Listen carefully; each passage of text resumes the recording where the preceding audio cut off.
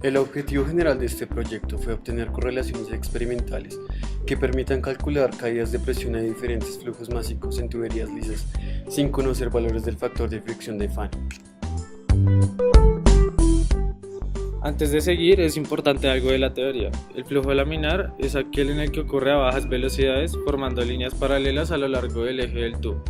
El flujo turbulento ocurre a medida que aumenta la velocidad, causando que el fluido se disperse y se formen vórtices. El número de Reynolds es un número adimensional que permite definir si el fluido es laminar o turbulento. La caída de presión es un factor muy importante cuando se trata del estudio de sistemas de tuberías. Esta se debe principalmente a la longitud, diámetro y al factor de fricción del tubo. Independientemente del régimen del fluido, esta se define con la ecuación en pantalla. Durante el procedimiento experimental se utilizó el equipo de pérdidas que se muestra en pantalla. Para utilizar este equipo, primero se aseguró que el nivel del fluido en el tanque de almacenamiento estuviera por encima del mínimo. Segundo, se encendió la bomba de recirculación, se abrieron las 3 válvulas y se dejó estabilizar por 10 minutos. Tercero, se cerraron 2 de las 3 válvulas y se conectó la manguera en cada terminal del tubo que quedó abierto. Simultáneamente se introdujeron las 2 mangueras del manómetro con el fin de determinar la caída de presión. Quinto, se midió el caudal que pasaba por el tubo utilizando una probeta de 2 litros y un cronómetro. Para esto se realizaron 3 réplicas. Este procedimiento se realizó en los 3 tubos para 6 caudales diferentes.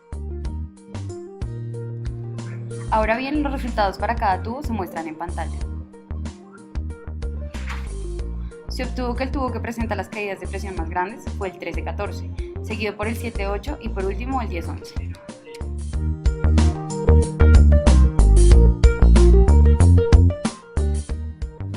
A continuación se encontró la correlación entre el delta P adimensional y el número de Reynolds. Para el caso de los tubos 10-11 y 13-14 se obtuvo un R cuadrado pequeño, lo que significa que la mayoría de los datos no eran explicados por el modelo encontrado. En consecuencia, para cada caso se descartó el dato más alejado de la línea de tendencia y las gráficas resultantes se muestran en pantalla.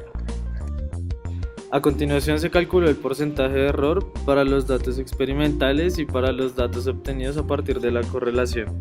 Con estas tablas es evidente que el tubo con el que se obtiene el menor porcentaje de error es el de 13-14, seguido del de 7-8 y finalmente con un error muy grande el de 10-11.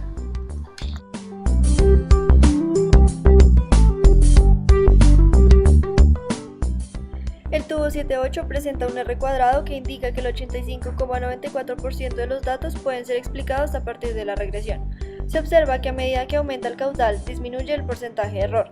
Esto se explica porque entre menor es el flujo, existe una mayor probabilidad de que el fluido no llene toda el área del tubo, causando que el área transversal no sea verdaderamente pi R cuadrado como se asumió. El tubo 10-11 presenta un R cuadrado que indica que el 90% de los datos se explican a partir del modelo de regresión.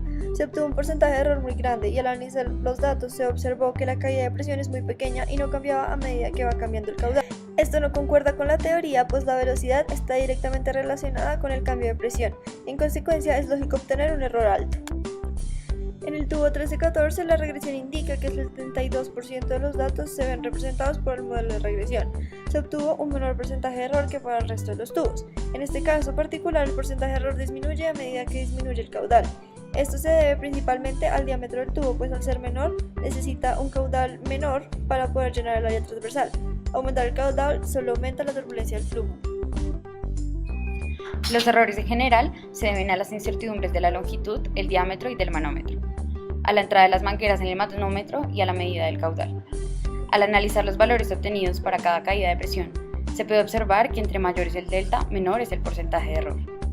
Al estudiar los diámetros para cada tubería, se afirma que el menor porcentaje de error se presenta para el tubo de menor diámetro. Lo anterior indica que el tubo más exacto para la medición fueron los datos del 13-14. Se concluye que se encontraron correlaciones experimentales que permiten calcular caídas de presión para diversos flujos de forma exacta y precisa. El número de Reynolds obtenido para todos representa un flujo turbulento. El error experimental asociado disminuye proporcionalmente con respecto a la relación L sobre D. Se comprobó que es posible realizar predicciones acerca de las caídas de presión sin necesidad de conocer el factor de fricción de Fanny.